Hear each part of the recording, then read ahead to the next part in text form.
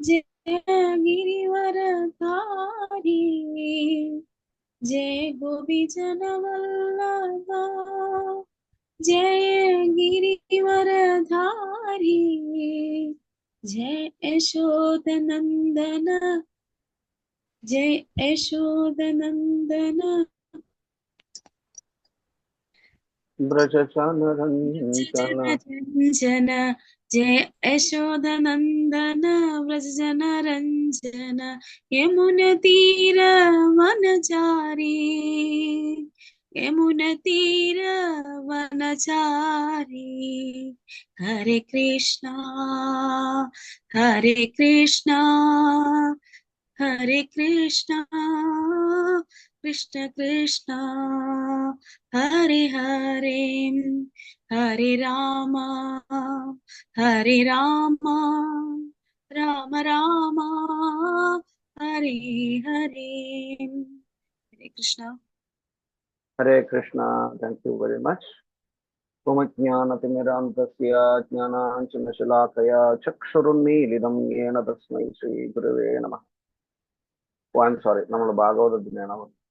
ഓം നമോ ഭഗവതേ വാസുദേവായ. ഓം നമോ ഭഗവതേ വാസുദേവായ. ഓം നമോ ഭഗവതേ വാസുദേവായ. നാരായണം നമസ്കൃത്യ നരം ചൈവ നരോത്തമം ദേവീം സരസ്വതീം വ്യാസം തതോ ജയമുദീരയേത്. നഷ്ടപ്രായേഷു ഭദ്രേഷു നിത്യം ഭാഗവത സേവയാ ഭഗവതേരുത്തമ ശ്ലോകേ ഭക്തി ഭവതി നൈതി. കൃഷ്ണായ വാസുദേവായ ദേവകീ നന്ദനായ ച നന്ദഗോപകുമാരായ ശ്രീ ഗോവിന്ദായ നമോ നമഃ. जय श्री कृष्ण चैतन्य प्रभु नित्यानंद श्री अद्वैत गदाधार श्रीवासदि गौर भक्त वृंद. हरे कृष्णा कृष्ण कृष्ण हरे हरे हरे राम राम राम हरे हरे. ഹരേ കൃഷ്ണൻ. നമ്മൾ ശ്രീമദ് ഭാഗവതത്തിലെ നാലാമത്തെ സ്കന്ധത്തിലെ 20-ാമത്തെ അധ്യായത്തിലെ 28-ാമത്തെ ശ്ലോകമാണ് നോക്കുന്നത്. 4, 20, 28. 4, 20, 28.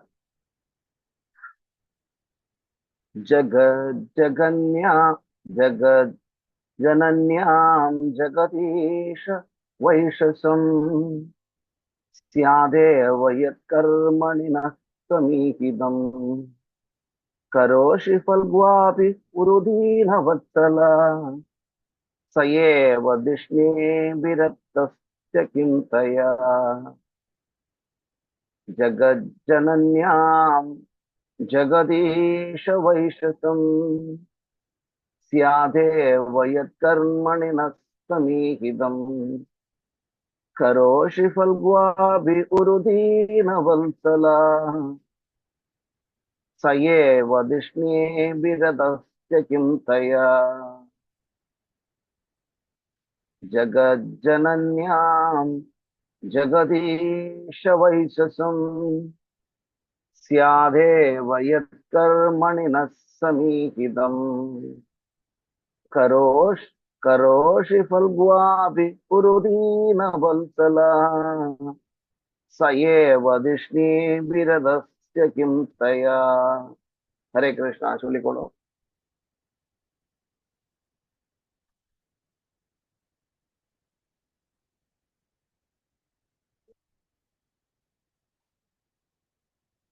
हरे कृष्णा. हरे कृष्णा. ओम नमो भगवते वासुदेवाय. श्लोक 28.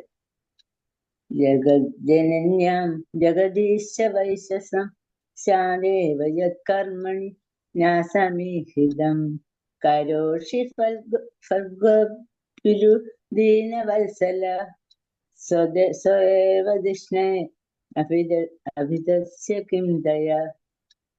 ഹരേ കൃഷ്ണ. ആദ്യമായിട്ട് വായിക്കുവായി ശ്ലോകം. ഹരേ കൃഷ്ണ. ഹരേ കൃഷ്ണ. വായിക്കട്ടല്ലോ. വായിക്കണം. ജഗജ്ജനന്യാം ജഗദീശ വൈശസം സ്യാദേവ യത്കർമ്മണി ന സമീഹിതം കരോഷി ഫൽഗുപുരുദീനവത്സലഃ സ്വയേവ തിഷ്ണോഭിരതസ്യ കിം ദയാ. ഹരേ കൃഷ്ണ. ഹരേ കൃഷ്ണ.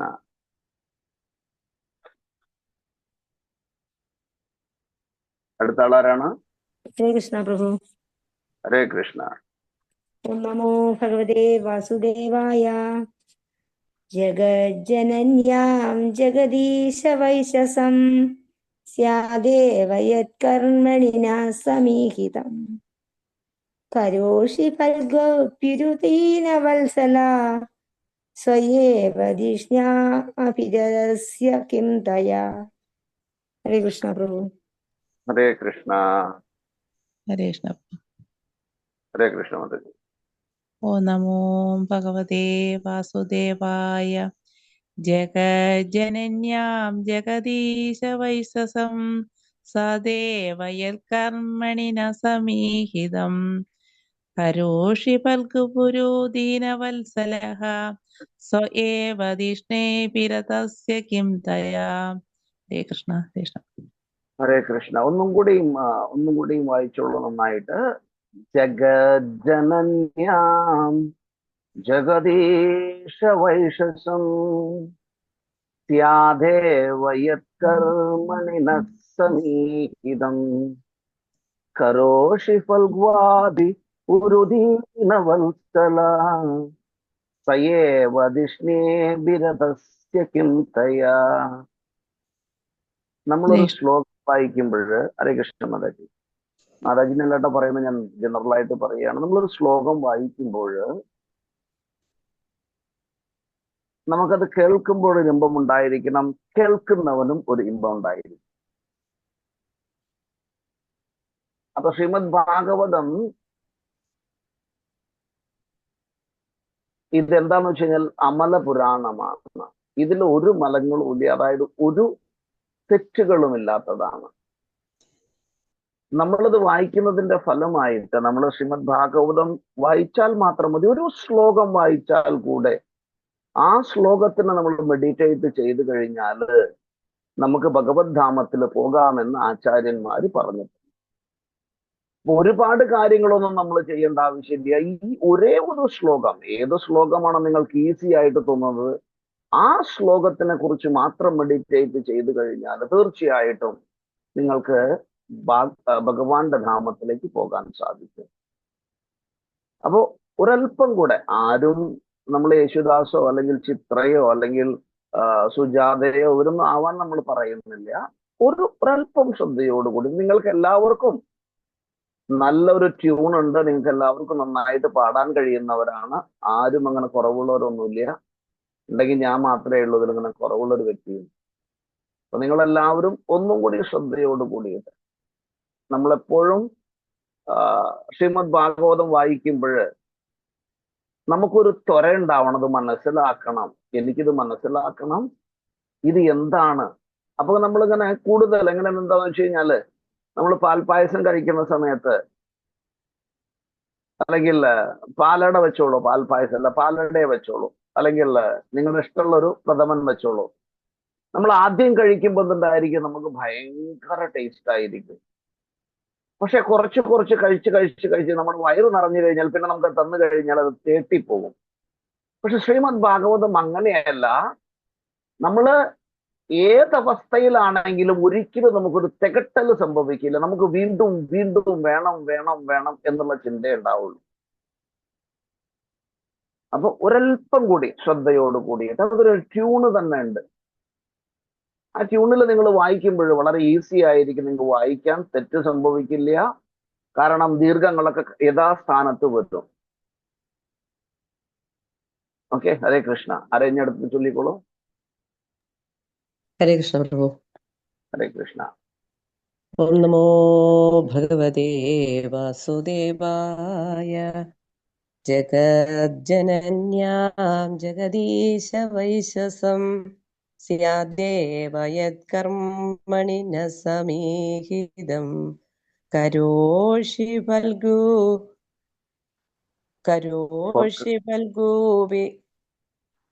കരോഷി ഫൽഗ്വാഭി ഉരുദീന വത്സല.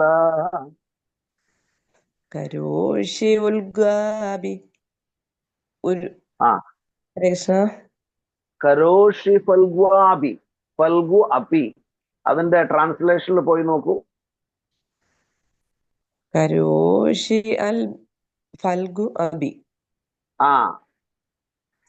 കരോഷി ഫൽഗൂബി, കരോഷി ഫൽഗ്വാഭി ഉരുദീന വത്സല, കരോഷി ഫൽഗ്വാഭി ഉരുദീന വത്സല.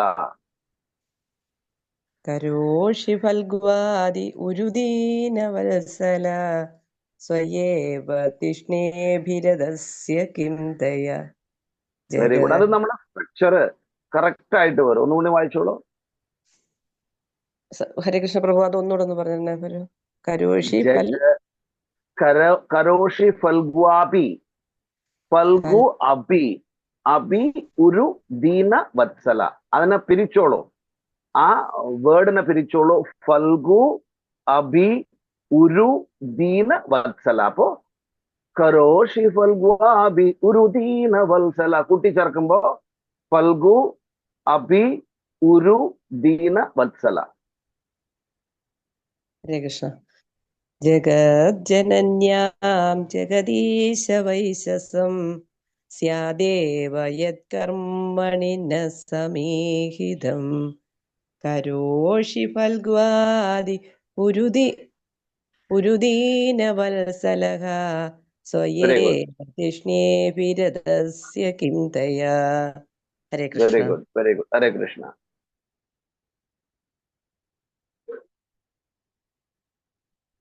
വേറെ ആരെങ്കിലും ഉണ്ടോ? പ്രഭു ഇങ്ങനെ വായിച്ചു കഴിഞ്ഞാൽ, ഇങ്ങനെ പറഞ്ഞു കഴിഞ്ഞാൽ നമ്മൾ എങ്ങനെയാ വായിക്കാൻ മുന്നോട്ട് വരിക എന്നുള്ള ചിന്തയിലായിരിക്കുന്ന ഭക്തന്മാര്, ഞാൻ നിങ്ങളെ കറക്റ്റ് ചെയ്യാൻ ശ്രമിക്കുന്നതാണ് കേട്ടോ.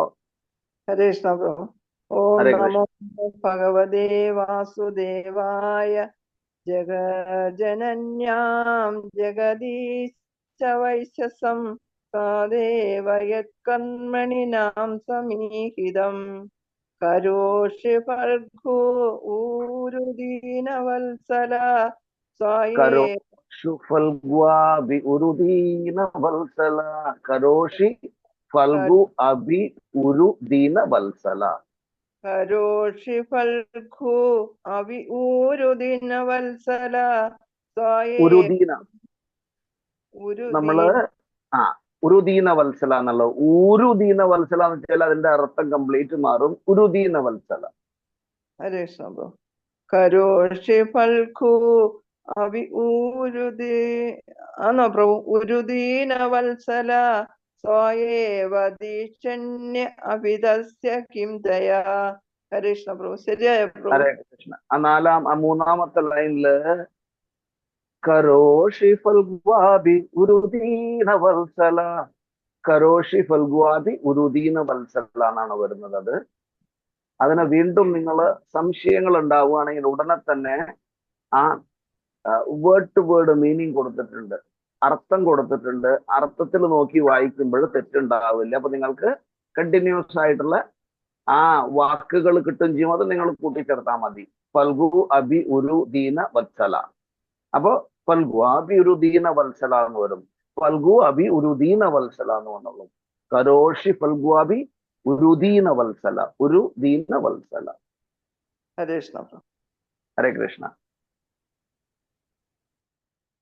വേറെ ആരെങ്കിലും ഉണ്ടോ?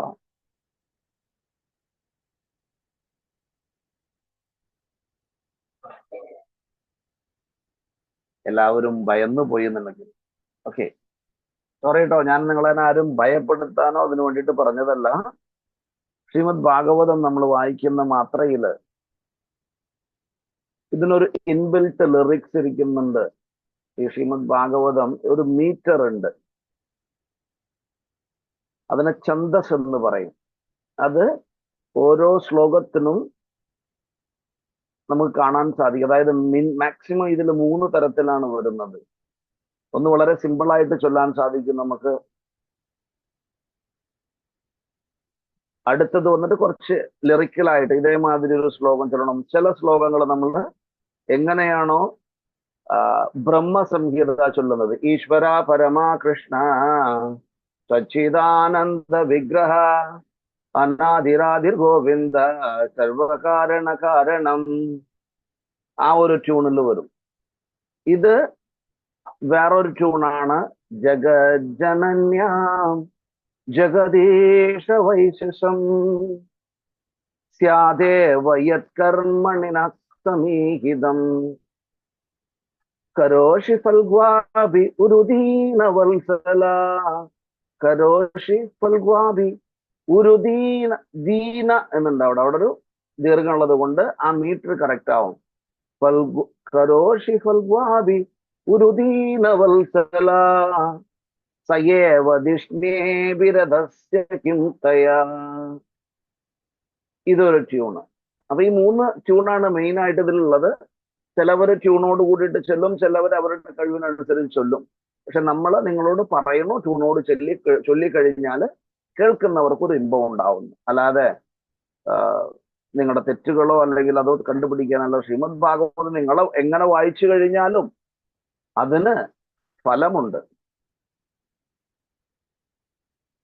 ഓക്കെ, ആരെങ്കിലും അടുത്തതുണ്ടോ? ഇല്ലെങ്കിൽ വേർഡ് ടു വേർഡ് മീനിങ് ട്രാൻസ്ലേഷനും പർപ്പട്ടും വായിക്കാം നമുക്ക്. ഹരേ കൃഷ്ണ. ഹരേ കൃഷ്ണ. ജഗജ്ജനന്യാം ജഗദീശ വൈശസം സദേവയൽകർമ്മണി ന സമേഹിതം കരോഷി ഫൽഗ്വാഭിവൃദിന വത്സലഃ സയേവ ദിഷ്ണേ പിരതസ്യ കിം ദയാ. ജഗത് ജനന്യാം ലോകമാതാവിൽ അല്ലെങ്കിൽ ലക്ഷ്മി, ജഗത് ഈശ അല്ലയോ ലോകത്തിന്റെ ഈശ്വരനെ, വൈശസം കോപം, സ്വാദ് ഉണ്ടായേക്കാം, ഏവ തീർച്ചയായും, യത് കർമ്മണി അവരുടെ പ്രവൃത്തിയിൽ, ന എന്റെ സമീഹിതം ആഗ്രഹം, കരോഷി അങ്ങ് പരിഗണിക്കുക, ഫൽഗു നിർദ്ധകമായ സേവനം, അഭി പോലും ഒരു വളരെ മഹത്തായ, ദീനവത്സലഹ പാവങ്ങളോട് താല്പര്യമുള്ള, സേ സ്വന്തം, ഏവ നിശ്ചയമായും, ദീഷ്ണെ അങ്ങയുടെ ഐശ്വര്യത്തിൽ, അവിരതസ്യ പൂർണ്ണമായി സംതൃപ്തനായ ഒരുവന്റെ, കിം എന്താവശ്യമാണ് അവിടെയുള്ളത്, തയ അവളോടൊപ്പം. വിവർത്തനം ശ്രീല പ്രഭുപാദർക്കിത്. എന്റെ പ്രിയപ്പെട്ട ഭഗവാനെ, ലോകത്തിന്റെ ഭഗവാനെ, ലോകത്തിന്റെ മാതാവും ഭാഗ്യദേവതയുമായ ലക്ഷ്മിക്ക് അങ്ങേയറ്റം പ്രിയങ്കരമായ സേവനത്തിന്റെ അതേ തലത്തിലേക്ക് ഞാൻ നുഴഞ്ഞു കയറുന്നതിൽ എന്നോട് കോപമുണ്ടായേക്കാമെന്ന് ഞാൻ വിചാരിച്ചു പോകുന്നു. എങ്കിലും എന്തെങ്കിലും തെറ്റിദ്ധാരണ ഉണ്ടായാൽ പോലും എന്റെ ഭാഗത്ത് നിൽക്കുമെന്ന് ഞാൻ പ്രതീക്ഷിക്കുന്നു. കാരണം സാധുക്കളോട് വളരെ താല്പര്യമുള്ളവനും അങ്ങയ്ക്ക് വേണ്ടിയുള്ള നിരർത്ഥകങ്ങളായ സേവനങ്ങൾ പോലും മഹാമനസ്കതയോടെ സ്വീകരിക്കുന്നവനുമാണ് അവിടുന്ന്. അതുകൊണ്ട് അവൾ ദേഷ്യത്തിനായാൽ പോലും അങ്ങ് അവളില്ലാതെ എന്തും നിർവഹിക്കാൻ സ്വയം പര്യാപ്തനാകയാൽ അങ്ങയ്ക്ക് ദോഷമൊന്നും ഭവിക്കില്ലെന്ന് ഞാൻ കരുതുന്നു. ഹരേ കൃഷ്ണ പ്രഭു. ഹരേ കൃഷ്ണ.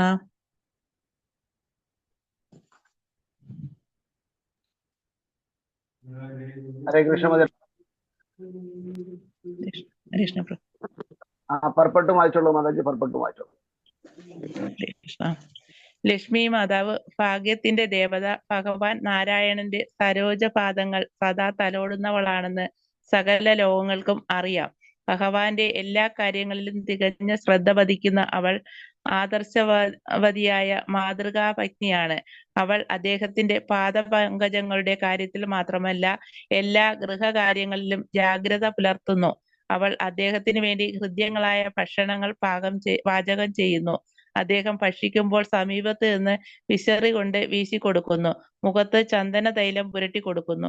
ശയ്യ ശരിയാക്കി കൊടുക്കുന്നു. അങ്ങനെ അവൾ ഭഗവാന്റെ സർവകാര്യങ്ങളും ഒരു വീഴ്ചയും കൂടാതെ നിർവഹിക്കുന്നതിനാൽ അദ്ദേഹത്തിന്റെ ദൈനംദിന കാര്യങ്ങളുടെ സേവനത്തിൽ ഏർപ്പെടാൻ മറ്റൊരു ഭക്തനും അവസരം ലഭിക്കാറില്ല. അതുകൊണ്ട് ഭാഗ്യദേവതയുടെ സേവനങ്ങളിലെ തന്റെ നുഴഞ്ഞ കയറ്റം അവളെ ഈർഷ്യപ്പെടുത്തുന്നു എന്നും അവൾക്ക് തന്നോട് ദോഷമുണ്ടാകുമെന്നും പൃഥ്വി രാജാവിന് ഏറെക്കുറെ നിശ്ചയമുണ്ടായിരുന്നു. പക്ഷേ ലോകത്തിന്റെ മാതാവായ ലക്ഷ്മി മാതാവ് പൃഥ്വി മഹാരാജാവിനെ പോലെ നിരർത്ഥകനായ ഒരു ഭക്തരോടെന്തിനാണ് കോപിക്കുന്നത്? ഇതൊന്നും സംഭവിക്കുമായിരുന്നില്ല. എന്നിട്ടും പൃഥ്വി മഹാരാജാവിന്റെ വ്യക്തിപരമായ സുരക്ഷയ്ക്ക് വേണ്ടി അവന്റെ ഭാഗത്ത് നിൽക്കണമെന്ന് ഭഗവാനോട് മുൻകൂട്ടി അഭ്യർത്ഥിച്ചു. കർമ്മകാണ്ഡ പ്രകാരം അഥവാ ഫലേച്ഛ കർമ്മ നിയമപ്രകാരം സാധാരണ വൈദികാചാരങ്ങളിലും യജ്ഞങ്ങളിലും ഒഴുകുന്നവനായിരുന്നു പൃഥ്വി മഹാരാജാവ്. എങ്കിലും ഭഗവാന്റെ ദയാവായ്പും മഹാമനസ്കതയും അവന് ജീവിതത്തിന്റെ അത്യുന്നത പൂർണ്ണതലം പേരെടുത്ത് പറഞ്ഞാൽ ഭക്തിയുത സേവനം സമ്മാനിച്ചു. സ്വയം സ്വർഗീയ ഗ്രഹങ്ങളിലേക്ക് ഉയർത്തപ്പെടണമെന്ന ലക്ഷ്യത്തോടെയാണ് സാധാരണയായി ഒരു വ്യക്തി വൈദികാചാരങ്ങളും യജ്ഞങ്ങളും അനുഷ്ഠിക്കുന്നത്. അത്തരം യജ്ഞങ്ങൾ അനുഷ്ഠിക്കുന്നതിലൂടെ ഭഗവാനിലേക്ക് തിരികെ പോകുന്നതിന് ആരും യോഗ്യരാവില്ല. പക്ഷേ ഭഗവാൻ ദയാലുവായതിനാൽ ചില നിരർത്ഥ കർമ്മങ്ങൾ അംഗീകരിക്കും. ആകയാൽ വർണ്ണാശ്രമ ധർമ്മ തത്വങ്ങൾ പാലിക്കുന്നതിലൂടെ ഒരുവന് പരമോന്നതനായ ഭഗവാനെ സംതൃപ്തനാക്കാൻ കഴിയുമെന്ന് വിഷ്ണു പുരാണത്തിൽ പറയുന്നു. ഭഗവാൻ സംതൃപ്തനാകുമ്പോൾ യജ്ഞാനുഷ്ഠാനകൻ ഭക്തിയുത സേവനത്തിന്റെ തലത്തിലേക്ക് ഉയർത്തപ്പെടും. അതിനാൽ തന്റെ നിസ്സാരങ്ങളായ സേവനങ്ങൾ ലക്ഷ്മി മാതാവിന്റെ സേവനങ്ങളെക്കാൾ മഹത്വമുള്ളവയായി ഭഗവാൻ അംഗീകരിക്കുമെന്ന് പൃഥ്വി മഹാരാജാവ് പ്രതീക്ഷിച്ചു. ഭാഗ്യദേവതയെ ചഞ്ചല എന്ന് വിളിക്കപ്പെടുന്നു. അവൾക്ക് വിശ്രമമില്ല. എന്തുകൊണ്ടെന്നാൽ അവൾ എപ്പോഴും വരികയും പോവുകയും ചെയ്തുകൊണ്ടിരിക്കുന്നു. അതുകൊണ്ട് അവൾ കോപം പൂണ്ട് അകന്നു പോയാൽ പോലും അവളുടെ സഹായമില്ലാതെയും എന്തും ഏതും നിർവഹിക്കാൻ പര്യാപ്തനായ വിഷ്ണു ഭഗവാന് ദോഷമൊന്നും ഭവിക്കുകയില്ലെന്ന് പൃഥ്വി മഹാരാജാവ് സൂചിപ്പിച്ചു. ഉദാഹരണത്തിന് ഗർഭോദകശായി വിഷ്ണു അദ്ദേഹത്തിന്റെ നാഭിയിൽ നിന്ന് ബ്രഹ്മദേവന് ജന്മം നൽകുമ്പോൾ അദ്ദേഹത്തിന്റെ പാദപങ്കജങ്ങൾ തലോടിക്കൊണ്ട് അദ്ദേഹത്തോടൊപ്പം ഉപവിഷ്ടനായിരുന്ന ലക്ഷ്മി മാതാവിന്റെ ഒരു സഹായവും തേടിയിരുന്നില്ല. സാധാരണയായി ഒരു പുത്രൻ ജനിക്കുന്നത് ഭർത്താവിൽ നിന്ന് ഗർഭവതിയാകുന്ന ഭാര്യ നിശ്ചിത സമയത്തിനു ശേഷം പ്രസവിക്കുമ്പോഴാണ്. പക്ഷേ ബ്രഹ്മദേവന്റെ ജന്മത്തിന്റെ കാര്യത്തിൽ ഗർഭോദകശായി വിഷ്ണു ലക്ഷ്മി മാതാവിനെ ഗർഭം ധരിപ്പിച്ചിരുന്നില്ല. സ്വയം പര്യാപ്തമായിരുന്നതിനാൽ ഭഗവാൻ സ്വന്തം നാഭിയിൽ നിന്ന് ബ്രഹ്മാവിന് ജന്മം നൽകി. ആയതിനാൽ ലക്ഷ്മി മാതാവ് കോപിഷ്ഠയായാലും വിഷ്ണു ഭഗവാനോ തനിക്കു തന്നെയോ ഒരു ദോഷവും ഭവിക്കയില്ലെന്ന് പൃഥ്വി മഹാരാജാവിന് ആത്മവിശ്വാസമുണ്ടായിരുന്നു. ഹരേ കൃഷ്ണ. ഹരേ കൃഷ്ണ പ്രഭു. ഹരേ കൃഷ്ണ. ജ്ഞാനതിമിരാന്തസ്യ ജ്ഞാനാഞ്ജനശലാകയാ ചക്ഷുരുന്മീലിതം യേന തസ്മൈ ശ്രീഗുരവേ നമഃ. ശ്രീചൈതന്യമനോഭീഷ്ടം സ്ഥാപിതം യേന ഭൂതലേ സ്വയം രൂപകഥാമയം തഥാ വിശ്വപദാന്തികം വന്ദേഹം ശ്രീഗുരും ശ്രീയുതാപതകമലം ശ്രീഗുരും വൈഷ്ണവാംശ്ച ശ്രീരൂപം സാഗ്രജാതം സഹഗണരഘുനാഥാന്വിതം तं സജീവം സാദ്വൈതം സാവധൂതം പരിജനസഹിതം കൃഷ്ണചൈതന്യദേവം ശ്രീരാധാ കൃഷ്ണപാദാൻ സഹഗണലളിത ശ്രീവിശാഖാംബികാംശ്ച. ഹേ കൃഷ്ണ കരുണാ സിന്ധോ ദീനബന്ധോ ജഗത്പതേ ഗോപേശ ഗോപികാന്ത രാധാകാന്ത നമോസ്തുതേ. സപ്തകാഞ്ചന ഗൗരാംഗി രാധേ വൃന്ദാവനേശ്വരി വൃഷഭാനുസുതേ ദേവി പ്രണമാമി ഹരിപ്രിയേ. വാഞ്ചകൽപതരുഭ്യശ്ച കൃപാ സിന്ധുഭ്യേവ ച പതിതാനാം പാവനേഭ്യോ വൈഷ്ണവേഭ്യോ നമോ നമഃ. ജയ ശ്രീ കൃഷ്ണ ചൈതന്യ പ്രഭു നിത്യാനന്ദ ശ്രീ അദ്വൈത ഗദാധര ശ്രീവാസദി ഗൗരഭക്തവൃന്ദ. ഹരേ കൃഷ്ണ കൃഷ്ണ കൃഷ്ണ ഹരേ ഹരേ, ഹരേ രാമ രാമ രാമ ഹരേ ഹരേ. മൂകം കരോതി വാചാലം പങ്കും ലങ്കായതേ ഗിരിം യത്കൃപാതമഹം വന്ദേ ശ്രീഗുരും ദീനതാരിണം പരമാനന്ദമാധവം ശ്രീ ചൈതന്യ ഈശ്വരം. ഹരേ കൃഷ്ണ. ഭക്തജനങ്ങൾക്ക് എല്ലാവർക്കും എൻ്റെ കോടി പ്രണാമം. നമ്മളിന്ന് ശ്രീമദ് ഭാഗവതത്തിലെ 4-ാമത്തെ സ്കന്ധത്തിലെ 20-ാമത്തെ അധ്യായത്തിലെ 28-ാമത്തെ ശ്ലോകമാണ് നോക്കിയത്. ഈ അധ്യായം വളരെ ഇമ്പോർട്ടന്റ് ആണ്. അതായത് ശ്രീമദ് ഭാഗവതത്തിലെ 4-ാമത്തെ സ്കന്ധത്തിൽ വളരെ വ്യക്തമായിട്ട് പറയുന്നുണ്ട്, വേണ എന്ന് പറഞ്ഞൊരു രാജാവ് ഉണ്ടായിരുന്നു. ഈ വേണ എന്ന് പറഞ്ഞ രാജാവ് ഏറ്റവും മോശമായിട്ടുള്ള രാജാവായിരുന്നു. അപ്പൊ വേണയെ ഇല്ലാതെയാക്കുന്നു ദേവന്മാരുടെ ഇതില്. അങ്ങനെ വേണ മരിച്ചു പോയി കഴിഞ്ഞപ്പോൾ ഇനി രാജ്യം ഭരിക്കാൻ ആരുമില്ല. രാജ്യഭരണത്തിന് ആളില്ലാത്തത് കൊണ്ട് വേണയെ കൊന്നുകളഞ്ഞു. അത്രയും മോശമായിരുന്നു വേണ. അപ്പൊ അതിനുശേഷം എന്ത് ചെയ്തു? ഇനി രാജാവില്ലാതെ അരാജകത്വം ഉണ്ടാവരുത് രാജ്യത്തില്. അങ്ങനെ എന്ത് ചെയ്യാണ്? വേണയുടെ തുടയിൽ നിന്ന് പൃഥു മഹാരാജിനെ സൃഷ്ടിക്കുകയാണ്. ആ പൃഥു മഹാരാജിന്റെ പേരിലാണ്, അതായത് പൃഥ്വി എന്ന് പറയുന്നത്, അതായത് ഈ ഭൂമി എന്നറിയപ്പെടുന്നത് പൃഥു എന്ന് പറഞ്ഞതിൽ നിന്ന് വന്നിട്ടുള്ളതാണ് പൃഥ്വി എന്ന് പറഞ്ഞ വാക്ക്. അങ്ങനെ ഈ പൃഥു മഹാരാജ് അദ്ദേഹം പ്രത്യേകിച്ച് നോക്കിക്കോളൂ, ഇവിടെ നമുക്ക് കാണാൻ സാധിക്കും ബ്രഹ്മാവിനെ ഭഗവാൻ സൃഷ്ടിച്ചിരിക്കുന്നത്. ആദ്യം ആര് വന്നു? ആദ്യം ഭഗവാൻ ശ്രീകൃഷ്ണൻ, അതായത് അവതാരം ഭഗവാനിൽ നിന്നാണ് സ്റ്റാർട്ട് ചെയ്യുന്നത്. അതായത് ഭഗവാനിൽ നിന്നും ഫസ്റ്റ് ചതുർവ്യൂഹം, ആ ചതുർവ്യൂഹത്തിൽ നിന്ന് ശങ്കർഷണിൽ നിന്ന് എന്തുണ്ടാവുകയാണ്? വീണ്ടും ചതുർവ്യൂഹം ഉണ്ടാകുന്നു. അതായത് ആദ്യം ശ്രീകൃഷ്ണൻ, പിന്നെ ബലരാമൻ, അതിനുശേഷം ഫസ്റ്റ് ചതുർവ്യൂഹം. ആ ചതുർവ്യൂഹത്തിൽ ശങ്കർഷണിൽ നിന്ന് നമ്മുടെ ഗർഭോദാക്കസായി വിഷ്ണു, ക്ഷീരോദാക്കസായി വിഷ്ണു, അങ്ങനെ 3 വിഷ്ണുക്കൾ ഉണ്ടാവുന്നുണ്ട്. കരുണ ഉദകസായി വിഷ്ണു, ആദ്യത്തെ ആള് കാരണ സമുദ്രത്തിൽ ഇങ്ങനെ കിടക്കുന്നു. ഈ കാരണ ഉദകസായി വിഷ്ണുവിൽ നിന്നാണ് ബ്രഹ്മാവിന്റെ ജനനം. ഗർഭോദാക്കസായി കാരണോദാക്കസായി വിഷ്ണു അല്ല, കാരണോദാക്കസായി വിഷ്ണു ഇങ്ങനെ കിടക്കുന്നു. അദ്ദേഹത്തിൽ നിന്നും, അദ്ദേഹത്തിന്റെ നിശ്വാസത്തിൽ നിന്ന് ഒരുപാട് യൂണിവേഴ്സസുകൾ ഉണ്ടാകുന്നു. ആ ഒരു യൂണിവേഴ്സില് ഒരാളിരിക്കുന്നു, അദ്ദേഹത്തിന്റെ പേരാണ് ഗർഭോദാക്കസായി വിഷ്ണു, ഒരു യൂണിവേഴ്സിനെ മെയിൻറ്റെയിൻ ചെയ്യുന്ന വ്യക്തി. ആ ഗർഭദാക്കസായി വിഷ്ണുവിൽ നിന്ന്, അദ്ദേഹത്തിന്റെ നാഭിയിൽ നിന്നാണ് ബ്രഹ്മാവിന്റെ ജനനം. അപ്പൊ ഇവിടെ പൃഥ്വി മഹാരാജ് പറയുന്നുണ്ട്, അതായത് പൃഥ്വി മഹാരാജ് പ്രത്യേകിച്ച് ഭഗവത് സേവനത്തിൽ ഏർപ്പെടാൻ വേണ്ടിയിട്ട് ബന്ധിക്കൊണ്ടിരിക്കുന്ന ഒരു വ്യക്തിയാണ്. അതായത് സദാസമയം സദാസേവ്യ. നമ്മുടെ ആവശ്യം എന്താണ്? സദാ ആരെ സേവിക്കും? നമ്മൾ സേവകന്മാരാണ്, നമ്മൾ ആരും മാസ്റ്റർ അല്ല. അപ്പൊ നമ്മള് ശ്രീമദ് ഭാഗവതം ഇപ്പൊ വായിച്ചു കഴിഞ്ഞാൽ, ഈ ശ്രീമദ് ഭാഗവതത്തിലെ ശ്ലോകം വായിച്ചപ്പോൾ നിങ്ങൾ നോക്കിക്കോളൂ, നിങ്ങൾക്ക് 1, 5, 11 ഈ ഒരു ശ്ലോകം നിങ്ങൾ വളരെ ശ്രദ്ധയോടുകൂടി വായിക്കേണ്ട ഒരു ശ്ലോകമാണ്. എന്താന്ന് വെച്ച് കഴിഞ്ഞാല്, നമ്മൾ ഈ ശ്ലോകം വായിക്കുമ്പോൾ തെറ്റുകൾ ഉണ്ടായി കഴിഞ്ഞാലും ഭഗവാൻ, അയ്യോ നിങ്ങൾ തെറ്റ് ചെയ്തല്ലോ, അല്ലെങ്കിൽ നിങ്ങൾ തെറ്റിച്ചാണല്ലോ ഇത് വായിച്ചത്,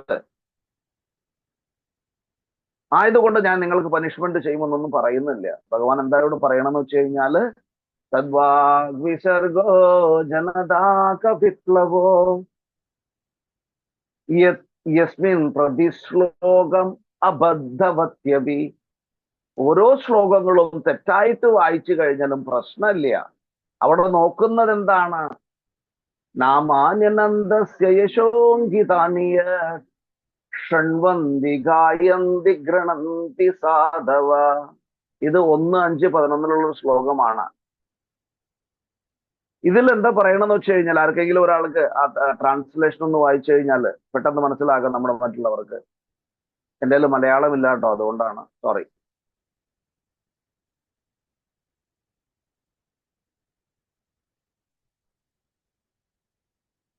വിവർത്തനമാണ് പ്രഭു വായിക്കുന്നത്. വിവർത്തനം.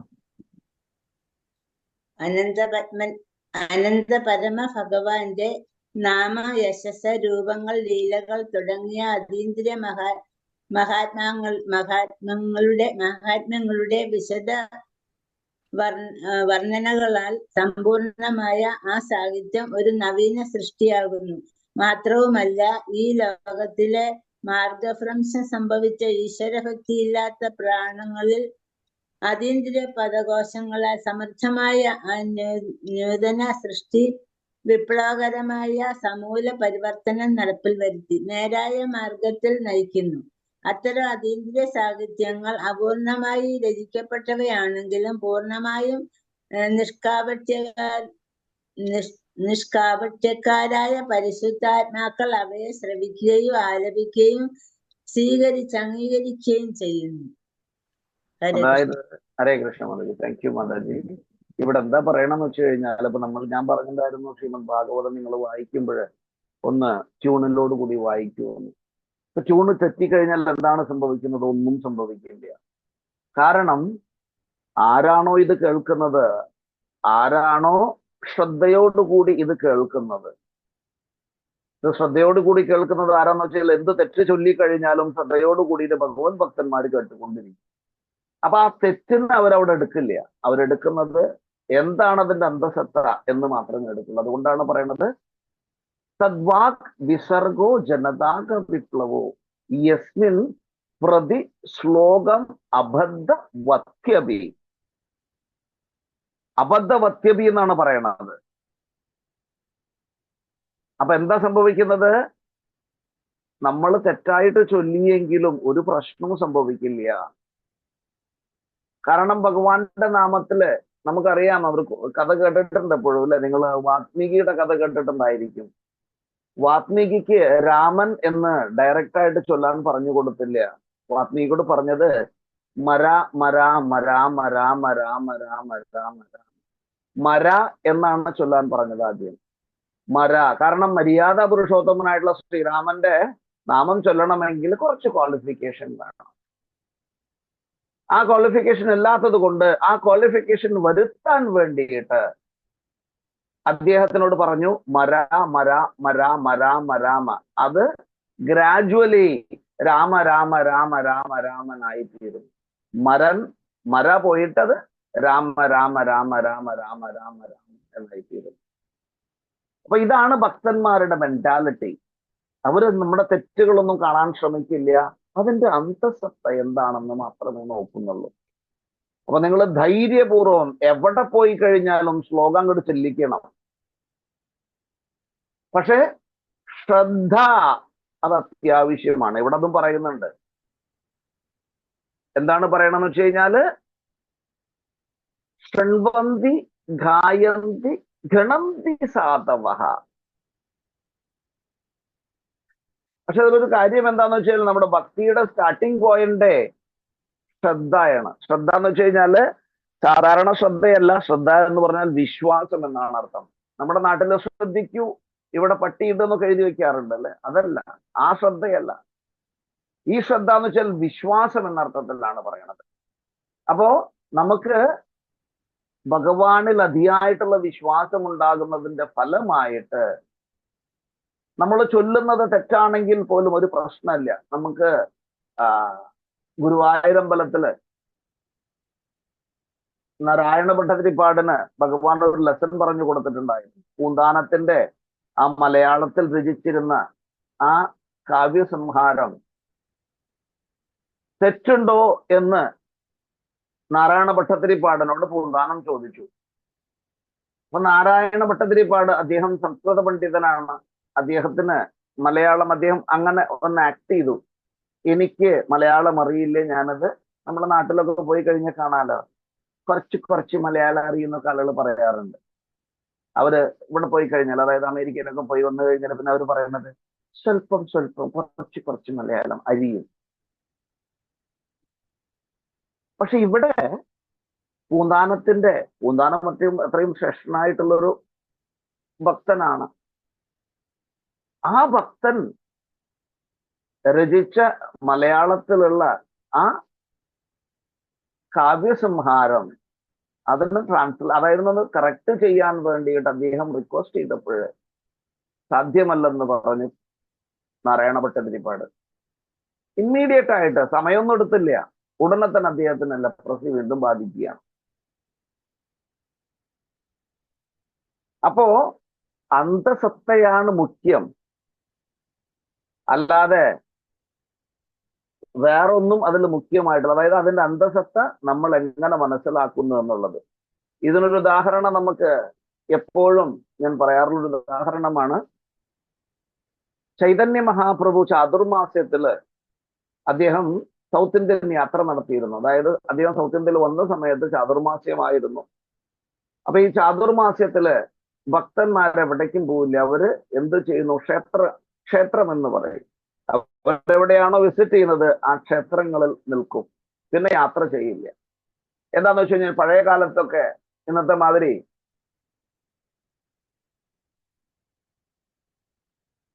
വന്ദേ ഭാരതോ അല്ലെങ്കിൽ AC ട്രെയിനോ ഈ ഫെസിലിറ്റി ഒന്നും ഉണ്ടായിരുന്നില്ല. അവർ നടന്ന് തന്നെ പോകണമായിരുന്നു, അല്ലെങ്കിൽ കാളവണ്ടി മാർഗം. അപ്പൊ ഈ മഴയത്ത് യാത്ര ചെയ്യുന്ന സമയത്ത് ഒരു ബുദ്ധിമുട്ടുള്ള ഒരു കാര്യമായിരുന്നു. അപ്പൊ അതുകൊണ്ട് അവരെല്ലാവരും എന്ത് ചെയ്യുന്നു, എവിടെയാണോ നിൽക്കുന്നത് അവിടെ നിന്ന് 4 മാസവും അവിടെ നിന്ന് ഭഗവത് സേവനത്തിൽ ഏർപ്പെടും. അപ്പൊ അതേമാതിരി ചൈതന്യ മഹാപ്രഭു ശ്രീരംഗത്തിൽ വന്നപ്പോൾ അദ്ദേഹം എന്നും രംഗനാഥനെ കാണാൻ പോകുമായിരുന്നു. എല്ലാ ദിവസവും രംഗനാഥന്റെ ദർശനത്തിന് പോകും. അപ്പൊ ഈ രംഗനാഥന്റെ ദർശനത്തിന് പോകുമ്പോൾ നമുക്ക് കാണാൻ സാധിക്കും, നിങ്ങളൊക്കെ ക്ഷേത്രത്തിൽ പോയിട്ടുള്ളവരാണ്, അവിടെ മാത്രമല്ല, അപ്പൊ നിങ്ങൾ തിരുവനന്തപുരത്ത് പത്മനാഭസ്വാമി ക്ഷേത്രത്തിൽ പോകുമ്പോഴും ഒരു ഗോഷ്ഠി ഉണ്ടാവും. അതായത് അവർ ആ വേദിക് റിംസ്, ആ വേദത്തിൽ നിന്നുള്ള ചില ഭാഗങ്ങൾ എടുത്ത് ചിലപ്പോൾ പുരുഷ സൂക്തം ചൊല്ലിക്കൊണ്ടിരിക്കും. അങ്ങനെ കുറച്ച് സെലക്റ്റഡ് ആയിട്ടുള്ള വെർസസുകൾ അവർ ചൊല്ലും. അപ്പൊ ഈ ചൈതന്യ മഹാപ്രഭു ഇങ്ങനെ ക്ഷേത്ര ദർശനം നടത്തുന്ന സമയത്ത് എന്നും ഈ ബ്രാഹ്മണന്മാര് ഇവരിങ്ങനെ പുരുഷ സൂക്തവും അതേമാതിരി മറ്റ് ഉപനിഷത്തിൽ നിന്നുള്ള ശ്ലോകങ്ങളൊക്കെ ചൊല്ലുന്നത് കാണാറുണ്ട്. അപ്പൊ അദ്ദേഹം അത്ര ഗവനിക്കാറൊന്നുമില്ല. അതായത് ഡയറക്റ്റ് പോയിട്ട് ഭഗവാനെ ദർശിച്ചിട്ട് തിരിച്ചു വരും. ഒരു ദിവസം അദ്ദേഹം ക്ഷേത്രത്തിലേക്ക് പോയ സമയത്ത് ഒരു സൈഡില് ഈ ശ്രേഷ്ഠന്മാരായിട്ടുള്ള, അതായത് സംസ്കൃത പണ്ഡിതന്മാരിരുന്നു കൊണ്ട് പുരുഷ സൂക്തവും മറ്റ് ഉപനിഷത്തിൽ നിന്നുള്ള റിംസ് എല്ലാം ചൊല്ലിക്കൊണ്ടിരുന്നു, ശ്ലോകങ്ങളെല്ലാം ചൊല്ലിക്കൊണ്ടിരുന്നു. മറുഭാഗത്ത് ഒരു ബ്രാഹ്മണൻ ശ്രീമദ് ഭഗവത്ഗീത കയ്യിൽ വെച്ച് കരഞ്ഞുകൊണ്ടിരുന്നു. അദ്ദേഹത്തിന് ഇങ്ങനെ കരച്ചില്, കണ്ണിൽ നിന്നും കണ്ണുനീർ ധാരാധാരായി വന്നുകൊണ്ടിരുന്നു. ഇത് കണ്ടപ്പോൾ ചൈതന്യ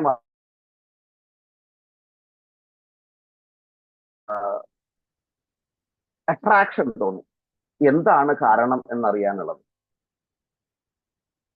അപ്പൊ അദ്ദേഹം ഈ ബ്രാഹ്മണന്റെ അടുത്ത് പോയി എന്നിട്ട് ചോദിച്ചു, എന്തേ നിങ്ങൾ കരയുന്നത് എന്ന് ചോദിച്ചു. ആ ബ്രാഹ്മണൻ പറഞ്ഞു, എങ്ങനെയെ കരയാതിരിക്കുക, നോക്കൂ, ശ്രീമദ് ഭഗവത്ഗീതയില് പരമദിവ്യോത്തമ പുരുഷനായിട്ടുള്ള എല്ലാത്തിൻ്റെയും മൂല കാരണമായിട്ടുള്ള ഭഗവാൻ ശ്രീകൃഷ്ണൻ ഒരു തേരാളിയായിട്ട് ഇരുന്നു കൊണ്ടിരിക്കുന്നു.